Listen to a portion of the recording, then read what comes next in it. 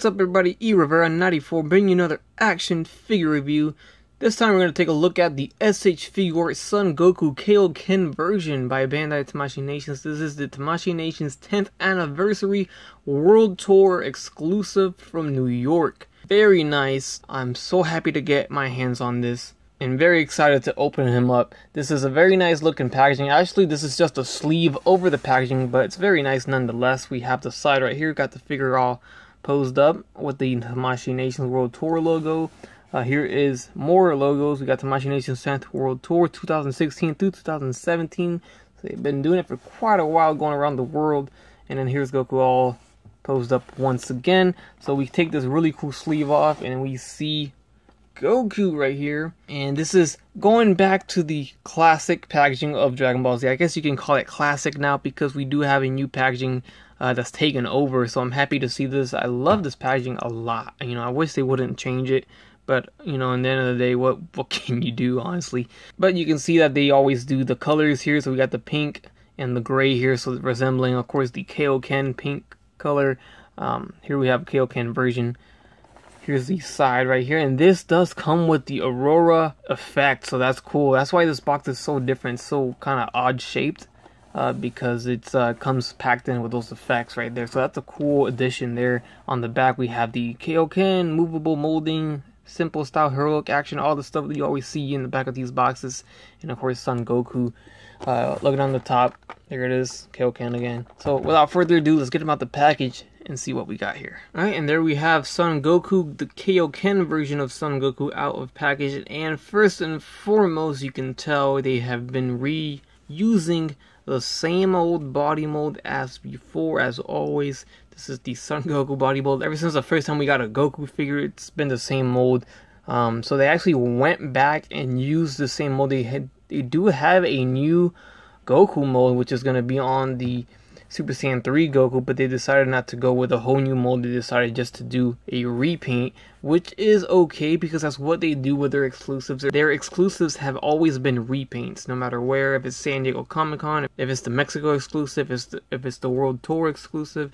So that's a trend that we've been seeing. It's, you know, it's got its pros and cons. Some people didn't want to see this body mold again. People wanted to see the new one. But then again, I think that may have driven the value of him even higher, and the scalping would have been even higher than what it is already. It's insane how much this guy's going for. Over $200. It's absolutely insane. It is what it is. People will always do it. It's unfortunate.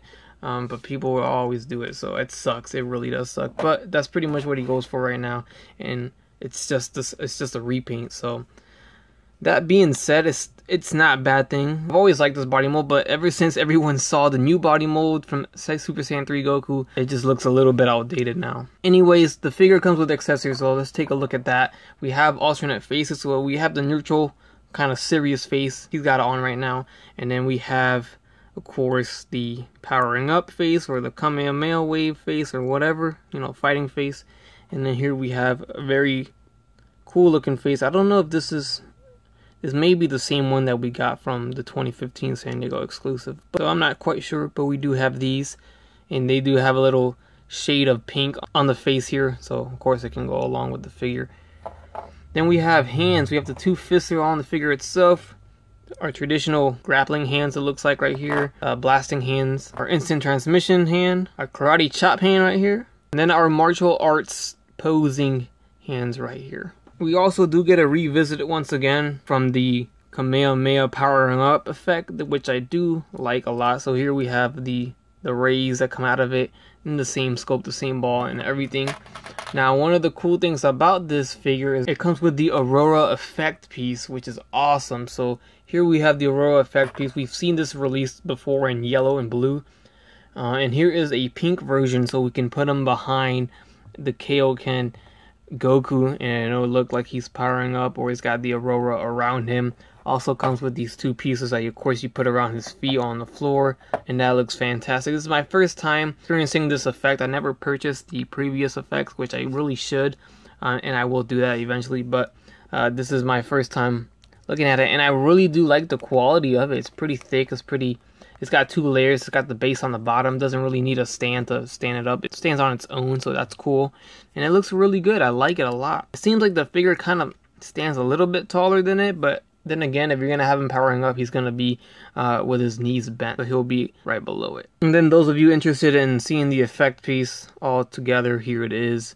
So it's the same thing, just painted reddish, pinkish, you know, for the Kaioken. Alright guys, taking a closer look at Kaioken Goku here, we can take a look at the paintwork that they did to achieve the Kaioken effect look on him.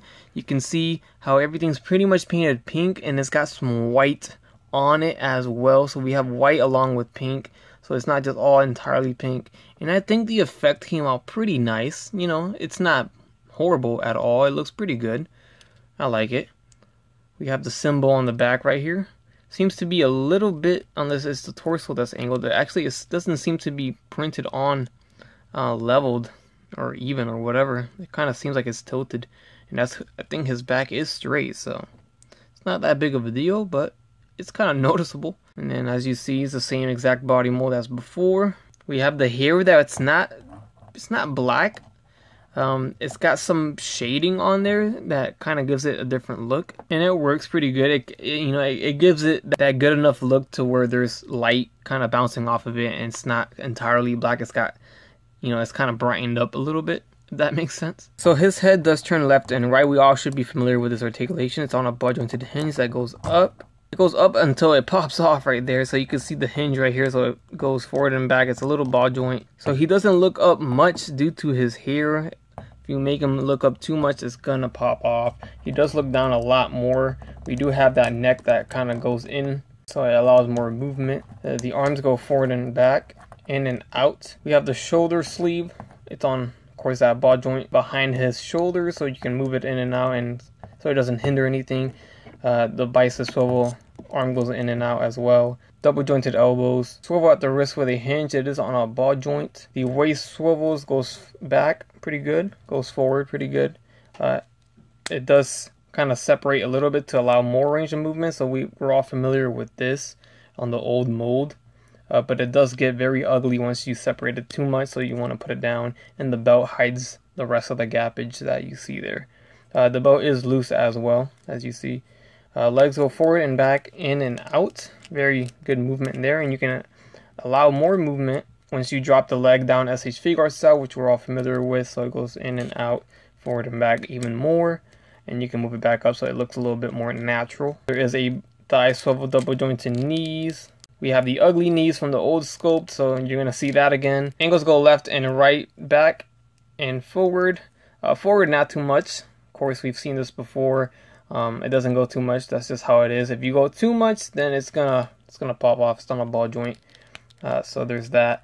The toe is also articulated, and there is a slight ankle pivot right there due to the ball joint. Alright guys, and here we have a little size comparison next to two other Goku figures that sport the same exact body mold. So here we have the San Diego Comic-Con 2011 exclusive of Son Goku next to Kaioken Goku, and then right next to him is the 2015 Frieza Saga Goku exclusive. So here we see them all, they all use the same molds, the same belt over here. Of course this one doesn't have that belt. Of course the colors are all different. That's an obvious change. This one's Super Saiyan, these are not. So it's good to take a look at these two more than anything if you want to look at the heads, but they do sport the same body as you see. Here I wanted to show you guys something. If we bring in the two figures closer and we focus on the logos have changed right there. So they do have different insignias or symbols or logos, whatever you want to say, pertaining to the time in the saga that these events occurred. Of course, Frieza Saga, he had this symbol, and when he turned Kaioken, he had that symbol.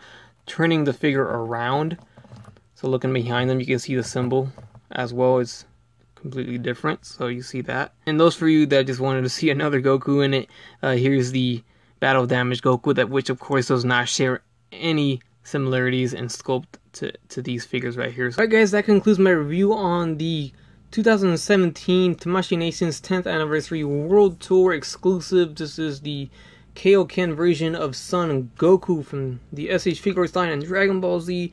very exciting release. It's always exciting to get a new Dragon Ball Z figure, especially when it's an exclusive. Everybody just goes absolutely nuts for it, and that's what happened with this figure. Everyone went nuts for it. Now, in the end of the day, it's just a repaint of Goku once again. This is yet another Goku figure. We have a zillion Goku figures, especially with this mold, so it's nothing brand new. So a lot of people may pass on it if you're not a hardcore collector of this series, but if you are, then you are gonna want this very much so, just like me. This is a must-have if you are a completionist, if you're a Dragon Ball Z fanatic, if you're a fan of this line. It's a must-have to get. It's the Goku figure that we've loved for how many years now, just repainted in Kaioken form. So if you ever wanted Goku in Kaioken form with the Aurora effect piece and all, then here it is right here. So I don't know if I can justify $200 for this figure.